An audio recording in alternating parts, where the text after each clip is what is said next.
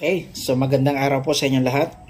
So ngayon ipapakita ko sa inyo ang pagkakaiba ng circlip ng internal at external. Ayan, dito po muna tayo sa external. Ang external po ay, kita nyo po ito, palabas po ang buka. Ayan, palabas ang buka kapag ka i-press nyo po yan ng ganyan, palabas. Ayan, ito po yan external, straight jaw. Yan. Meron po nitong naka-bend ang dulo. Ito naman po yung internal.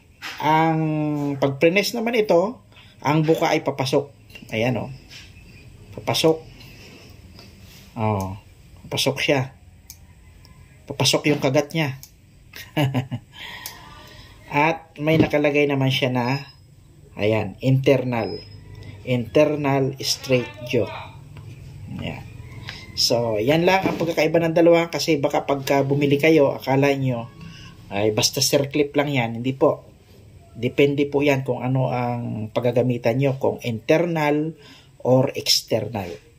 So, kwan lang po yan para sa hindi lang nakakaalam. Okay.